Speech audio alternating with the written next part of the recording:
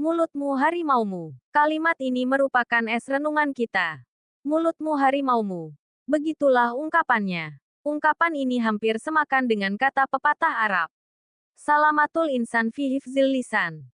Selamatnya manusia tergantung menjaga lisannya. Artinya berkata yang baik dan terukur tidak mengandung fitnah. Itu merupakan jaminan terhadap keselamatan seseorang. Mengapa? Pasti para pihak yang merasa dicemarkan nama mereka sudah tentu tidak mau menerimanya. Karena hal tersebut sangat erat kaitannya dengan harga diri dan kewibawaan seseorang.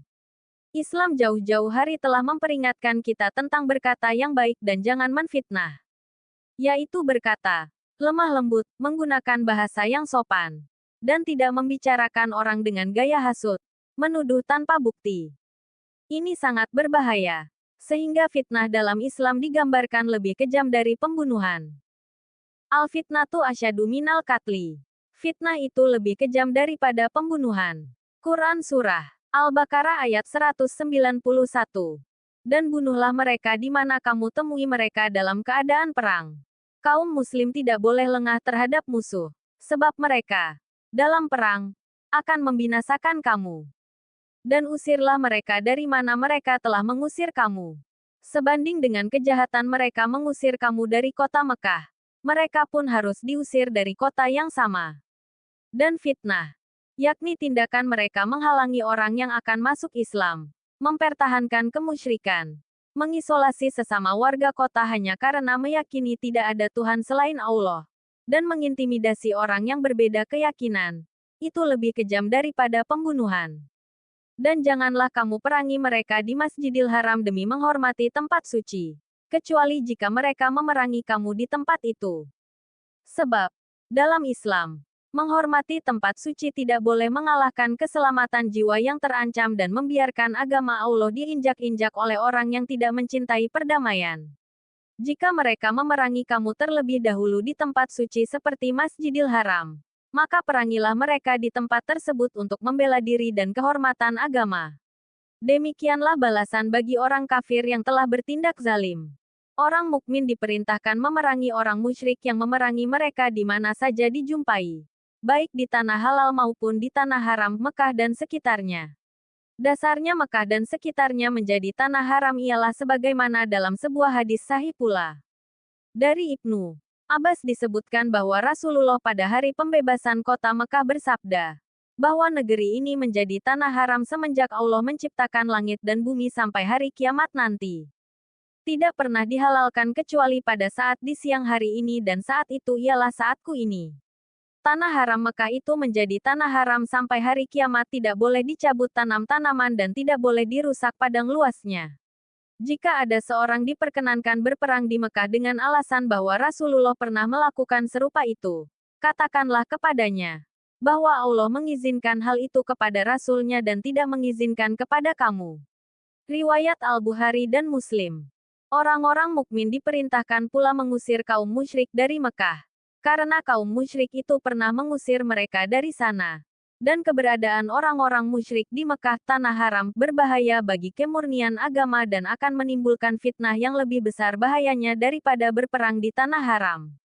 Maksud fitnah di sini ialah penganiayaan oleh kaum musyrik terhadap kaum muslimin dengan pengusiran, penyiksaan, perampasan harta, serta merintangi pelaksanaan ibadah dan sebagainya. Jika demikian maka orang mukmin diperintah untuk membalasnya dengan peperangan juga. Demikianlah balasan yang harus diberikan kepada kaum musyrikin. Tetapi jika kaum musyrikin itu menghentikan peperangan dan akhirnya menjadi mukmin, maka mereka tidak boleh diganggu. Karena hal-hal yang menyebabkan mereka harus diperangi tidak ada lagi. Allah Maha Pengampun, Maha Pengasih dan Maha Penyayang. Sumber, kemenak.go.id.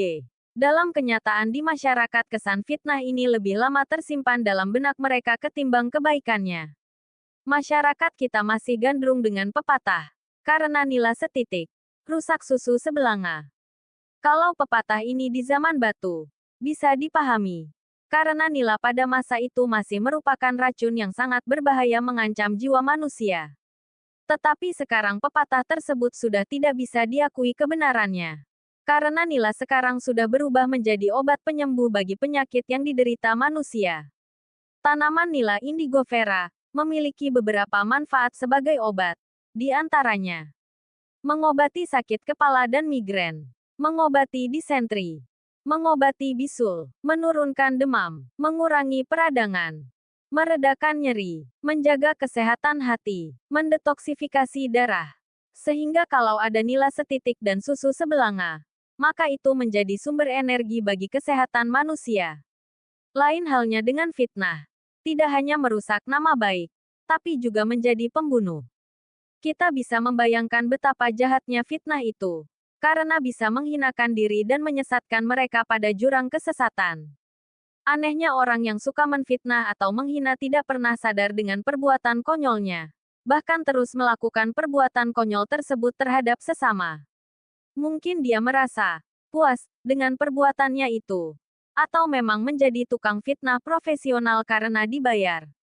Ketahuilah fitnah itu termasuk perbuatan batil. Maka kata Allah yang batil itu akan hancur. Ina al-batil lakana zahuka. Wakul ja'al haku wa zahakal batil. Inal batila kana zahuko. Dan katakanlah, kebenaran telah datang dan yang batil telah lenyap. Sungguh, yang batil itu pasti lenyap. Qs. Al-Isra ayat 81. Ayat ini menunjukkan bahwa yang tidak benar atau batil itu pasti lenyap. Maka mulutmu harimaumu benar adanya. Musafir berkelana.